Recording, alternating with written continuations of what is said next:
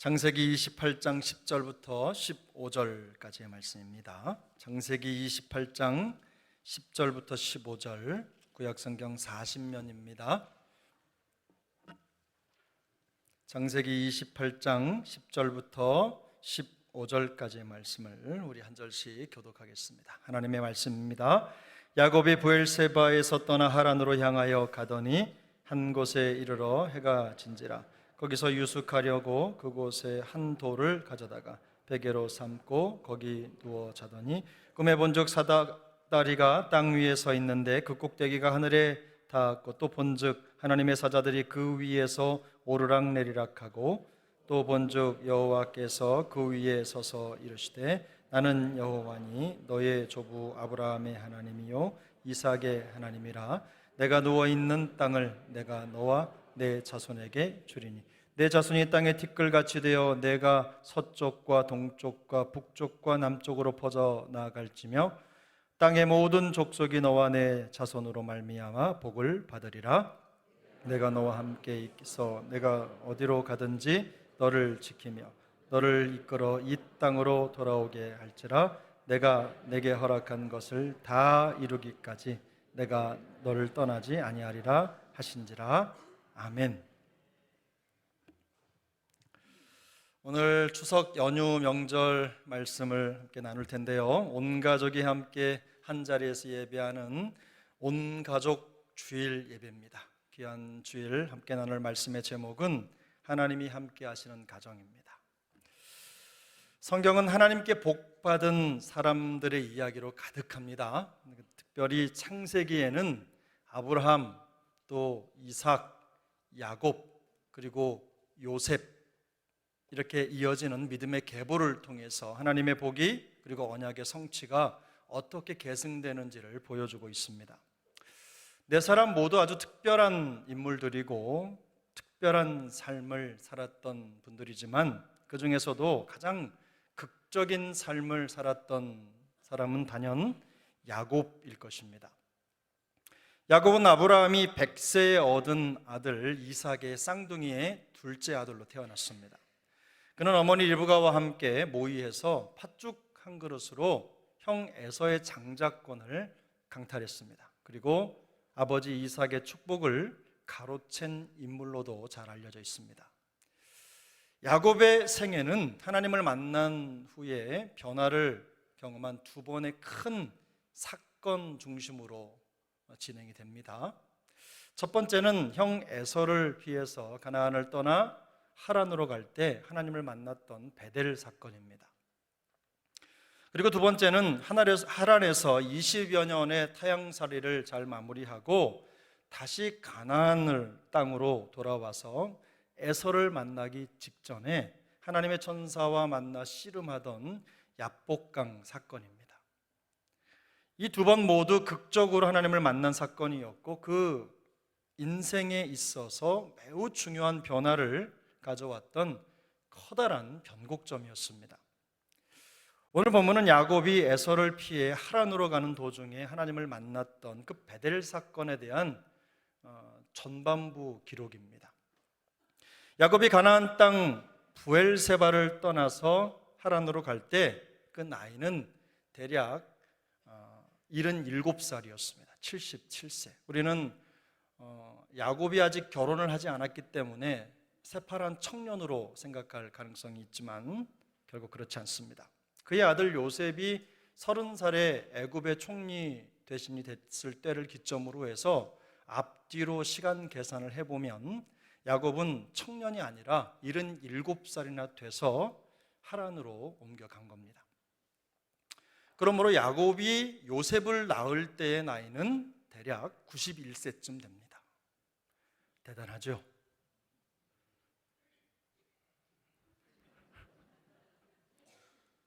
여러분에게는 보통이십니까? 저에게는 아주 대단한 사건인데, 어쨌든 이런 상황에 야곱이 하란으로 가게 된 이유는 외면적으로는 아버지 이삭이 그에게 가나안 여인을 아내로 취하지 말라고 명령을 했기 때문입니다. 구실이죠.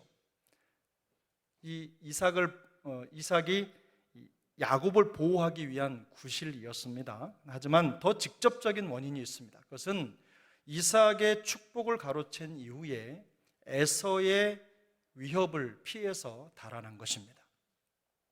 이런 우여곡절로 고향을 떠나 하란으로 가던 도망자 야곱에게 하나님께서 찾아오신 것입니다. 인간적으로 볼 때 야곱은 허물이 많은 사람입니다. 하지만 하나님은 그럼에도 불구하고 그를 찾아와 만나 주시고 그에게 놀라운 축복을 약속해 주셨습니다. 야곱이 살던 부엘세바에서 하란이죠. 외삼촌 라반이 살고 있던 하란까지의 거리는 대략 900km쯤 됩니다.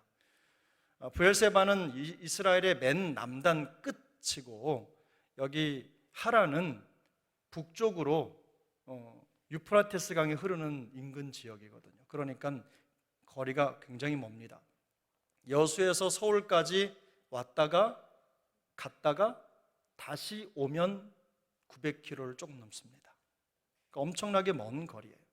교통편이 발달한 지금도 결코 가까운 거리가 아니지만 당시 일반적인 성인의 걸음으로 꼬박 2달을 걸어야지만 도착할 수 있는 아주 먼 거리입니다. 안전도 보장되지 않는 이 먼 거리를 가야 하는 야곱의 마음이 얼마나 착잡하고 또 절망적이었을지 어느 정도 짐작할 수가 있는 대목입니다. 부엘세바를 떠나 하란으로 가던 야곱은 어느 한 곳에 이르러서 해가 지자 밤이슬을 맞으면서 풍천노숙을 해야만 했습니다. 긴 여정에 지친 야곱은 적당한 곳을 찾아서 돌 하나를 가져다가 베개를 베고 눕자마자 잠이 들었습니다. 그런데 그날 밤 꿈에 땅에서부터 하늘 꼭대기에 닿는 사닥다리가 보이는데 거기에 하나님의 사자들이 오르락 내리락 하는 것이 보였습니다. 그리고 그 꼭대기에는 하나님이 서 계신 광경이 보인 겁니다. 그뿐만이 아닙니다. 하나님은 그 꿈속에서 야곱에게 아주 중요한 3가지를 약속해 주셨습니다. 그 약속은 첫 번째, 하나님께서 야곱을 언약의 계승자로 선택하셨다는 것입니다. 13절을 보면 나는 여호와니 너의 조부 아브라함의 하나님이요 이삭의 하나님이라. 내가 누워있는 땅을 내가 너와 내 자손에게 주겠다고 말씀하셨습니다. 이것은 하나님께서 아브라함에게 주셨던 약속과 똑같은 것입니다. 사실상 야곱을 언약의 계승자로 선택하셨다는 것을 확정해 주신 것입니다. 하나님은 자신을 여호와라고 말씀하시면서 아브라함과 이삭과 함께 약속하셨던 그 언약이 야곱을 통해서 반드시 이루어질 것이라고 약속해 주신 것입니다. 자기 욕심 때문에 죄를 짓고 가족 형제와 함께 살 수도 없는 도피자로 전락한 야곱을 하나님께서 말씀 성취의 당사자로 선택하신 것입니다. 놀라운 일이 아닐 수가 없습니다. 범죄자를 거룩하신 하나님이 품에 안으신 거예요. 자기의 몸처럼 받아들이신 거예요. 엄청난 일이 아닐 수가 없어요. 우리는 일반적으로 이런 범죄자를 품지 못합니다. 만약에 우리 교회 안에도 그런 범죄자 혹은 실종 범죄자가 왔다고 하면요, 아마 그 주변에는 사람들이 안 앉을 거예요. 그리고 못 이겨서 앉는다 손 치더라도 마음으로 그분을 받아들이기가 여간 어려운 것이 아닙니다. 저도 마찬가지입니다. 그런데 하나님께서, 그 거룩하신 하나님께서 사기꾼 범죄자인 야곱을 끌어 안으신 것입니다. 이 사실만 봐도 하나님의 뜻이 성취되는 방법은 사람의 생각과는 전혀 다르다는 것을 알 수 있습니다. 만약에 마음속에 큰 짐이 있는 분이 있다면 이 시간 우리 주님께서 안아주시는 그 은혜를 누리게 되시기를 축복합니다. 두 번째, 하나님은 야곱을 모든 족속을 향한 축복의 통로로 삼아주셨습니다. 14절을 보면 하나님은 야곱에게 내 자손이 땅의 티끌같이 되어 내가 서쪽과 동쪽과 북쪽과 남쪽으로 퍼져갈지며 땅의 모든 족속이 너와 내 자손으로 말미암아 복을 받으리라고 말씀하셨습니다. 이 퍼져간다는 것은 마치 한 곳에 모아두었던 물이 한꺼번에 쏟아지는 광경을 의미합니다. 마치 봄물이 터지듯이 자손들의 수요가 무수히 많아질 것이라는 예언입니다. 이것은 단순히 혈통적으로 연결된 후손만을 의미하는 것이 아닙니다. 장차 야곱으로부터 태어날 무수한 영적인 후손들이 세계 만방에 퍼져갈 것임을 상징적으로 보여주는 것입니다. 그러므로 이방인인 우리가 하나님의 자녀가 된 것은 결코 우연이 아닙니다. 하나님께서 아주 오래전부터 이렇게 세밀한 계획을 끊임없이 성취해 가심으로 나타난 결과인 것입니다. 또한 하나님은 야곱에게 땅의 모든 족속이 너와 내 자손으로 말미암아 복을 받을 것이라고 말씀하셨습니다. 야곱 그리고 땅의 모든 족속이라고 하는 이 두 대상을 선명하게 대조하시면서 야곱과 그의 후손에게 내릴 하나님의 축복이 얼마나 큰 것인지를 확연히 깨달을 수 있도록 해주신 것입니다. 셋째, 하나님은 야곱에게 영원히 함께 하시겠다고 약속을 하셨습니다. 여러분 15절인데요 15절 말씀을 한번 같이 읽겠습니다. 내가 너와 함께 있어 내가 어디로 가든지 너를 지키며 너를 이끌어 이 땅으로 돌아오게 할지라. 내가 내게 허락한 것을 다 이루기까지 너를 떠나지 아니하리라 하신지라. 아멘. 하나님은 야곱과 함께 계실 뿐만 아니라 어디를 가든지 그를 지키고 그를 이끌어 그 땅으로 다시 돌아오게 하실 것이며, 이 그 땅이라고 하는 것은 가나안 땅을 말합니다. 모든 것을 다 이루기까지 그를 떠나지 않을 것이라고 말씀해 주셨습니다. 전능하시고 거룩하신 하나님께서 죄인이며 도망자에 불과한 야곱과 함께 하신다는 이 사실은요, 너무나 놀라운 일이 아닐 수가 없습니다. 말씀드린 대로 엄청난 사건이 그에게 일어난 것입니다. 하나님이 그와 함께 하시고 떠나지 않으신다는 것은 그와 생사고락을 함께하는 운명 공동체가 되시겠다는 선언입니다. 단지 한두 번 도와주시겠다고 약속하신 것이 아닙니다. 그가 어디를 가든지 항상 동행하시겠다는 말씀입니다. 그와 모든 행동을 같이 하시며 그와 더불어 먹고 마시며 운명을 함께 하시겠다는 의미인 것입니다. 이 말씀은 분명 앞날을 예측할 수도 없고 빈들에 홀로 버려진 것 같은 절망적인 야곱에게 아주 큰 위로가 되었을 것입니다. 지금까지 내용을 한번 정리해 보겠습니다. 사실 야곱은 그 행위로만 볼 때는 하나님의 언약의 계승자가 될 수 없는 치명적인 약점을 가진 사람입니다. 왜냐하면 그는 남을 속이는 사람이었습니다. 그리고 자기밖에 모르는 자기중심적인 사람의 대명사이기 때문입니다. 하지만 그럼에도 불구하고 하나님은 그런 야곱을 언약 성취의 도구로 선택하셨습니다. 그뿐만 아니라 그와 함께 하시며 그를 통하여 하나님의 뜻을 이루어 가시기로 작정하셨습니다. 야곱은 보잘것없는 인생에 불과했지만 하나님이 그와 함께 하시며 그의 보호가 되시고 능력이 되어 주신 것입니다. 하나님이 야곱을 선택하시고 그와 함께 하시며 그를 떠나지 않겠다고 하신 이유가 무엇입니까? 하나님이 그를 사랑하셨기 때문입니다. 그러면 하나님께서 이 버러지 같은 야곱을 사랑하셨다는 증표는 무엇입니까? 오늘 본문에 보면 야곱이 꿈에 보았던 하늘에 닿은 사닥다리입니다. 본문 12절을 보면 꿈에 본즉 사닥다리가 땅 위에 서 있는데 그 꼭대기가 하늘에 닿았고 또 본즉 하나님의 사자들이 그 위에 오르락 내리락 하고, 그 꼭대기가 하늘에 닿았다는 그 사닥다리는요, 단순한 사닥다리가 아닙니다. 광야에 홀로 버려진 것 같은 절망과 예측할 수 없는 미래에 대한 두려움 속에서 갇혀 있을 야곱을 능력이요 생명이신 하나님께 연결시켜주는 부활의 사닥다리였던 것입니다. 실제로 하나님이 서 계신 하늘과 연결된 이 야곱의 하늘 사닥다리는 죄인된 우리를 구원의 하나님과 연결해주는 예수 그리스도를 상징하는 상징물입니다. 하나님께서는 죄인된 우리를 향한 자기의 사랑을 예수 그리스도를 통하여 확증하셨습니다. 그러므로 죄에 빠져 허우적거리는 야곱 같은 인생이 거룩하신 하나님께 나아갈 수 있는 유일한 길은 구원과 생명의 사닥다리이신 예수님을 만나는 것밖에 없습니다.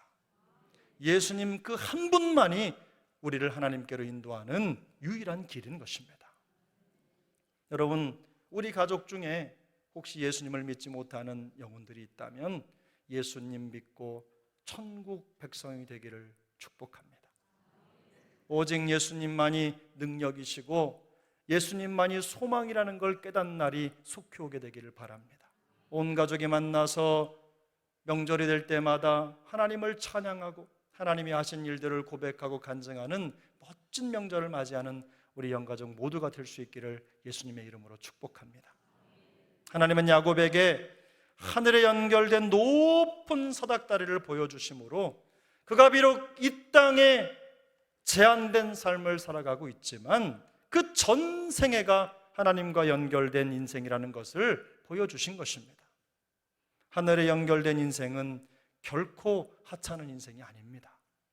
우리는 연약하고 약해 보여도 우리 구주 예수 그리스도로 말미암아 하나님의 은혜에 연결된 인생은 결코 작은 인생이 아닙니다.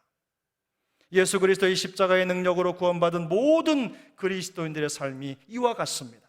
성도는 세상 사람들과 같이 이 땅에 살아갈 수밖에 없는 현실에 갇혀 있지만 결코 이 세상에 속한 신분으로 살아가는 사람들이 아닙니다.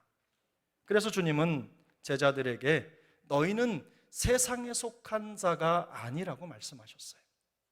사도 바울 역시 구원받은 그리스도인들을 향해서 너희는 하나님의 권속이라고 말했습니다. 권속이라고 하는 것은 함께 밥을 먹고 함께 사는 식구를 말하는 거예요. 우리 모두가 다 예수님을 통해 하나님의 가족이 된 것입니다. 뿐만 아니라 성도는 하늘 사닥다리이신 예수 그리스도를 통해서 하나님의 능력과 연결된 사람들입니다. 주님께서는 우리 안에 거하시고 영원히 우리를 떠나지 않을 것이라고 약속해 주셨어요. 주님께서 우리와 함께 하신다는 사실은요, 주님이 우리의 구원이 되실 뿐만 아니라 모든 약속이 다 이루어질 때까지 우리를 떠나지 아니하시고 우리의 능력이 되신다는 말씀입니다. 그러므로 성도는 결코 좌절하거나 실패할 수 없습니다. 우리 주님께서 능력의 사닥다리가 되어주시기 때문입니다. 비록 죄의 유혹에 자주 넘어지는 연약하고 버러지 같은 우리에게 여전히 소망이 있는 이유는 우리의 약함이 오히려 하나님의 능력이 나타나는 통로가 되기 때문입니다. 우리 안에서 역사하시는 예수 그리스도께서 우리를 통해 능력으로 역사하시고 계시기 때문에 우리같이 비천한 인생에게도 참된 소망이 있는 것입니다. 에베소서 1장 19절은 이렇게 말씀합니다. 우리 함께 읽습니다. 그의 힘의 능력으로 역사하심을 따라 믿는 우리에게 베푸신 능력의 지극히 크심이 어떠한 것을 너희로 알게 하시기를 구하노라. 아멘.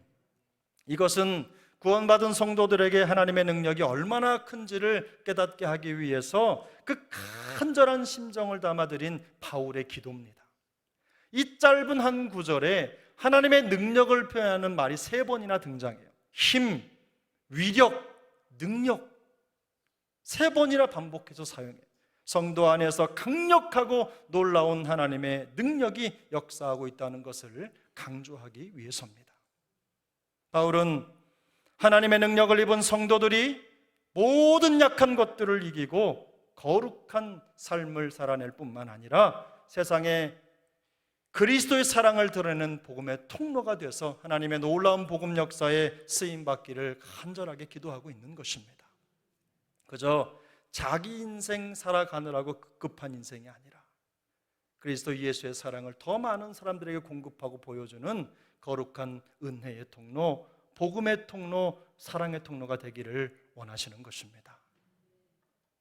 야곱을 선택하셔서 역사의 도구로 사용하신 하나님의 섭리는 죄인된 우리를 태초부터 선택하시고 구원해 주신 그 하나님의 놀라운 사랑을 들여다보는 은혜의 미리복입니다. 하나님은 하늘 사닥다리이신 예수 그리스도를 통해서 우리를 구원하시고 우리를 생명의 하나님, 그 능력의 하나님과 연결시켜 주셨습니다. 그러므로 우리 각 사람 그리고 우리 가정 모든 식구들이 이 능력과 소망이 근원이신 우리 구주 예수 그리스도, 그 능력의 사닥다리이신 주님과 연결이 되어서 그 능력을 힘입고 모든 연약함을 딛고 일어설 수 있기를 예수님의 이름으로 축복합니다. 그리하여 말씀의 성취의 도구로 또 세상을 향한 축복의 통로로 힘있게 쓰임받는 은혜가 있기를 예수님의 이름으로 축복합니다. 우리 한번 이 말씀을 생각하면서 찬송가 93장을 함께 부르겠습니다. 찬송가 93장 예수는 나의 힘이요를 우리 힘있게 찬양하고 함께 잠시 기도하겠습니다.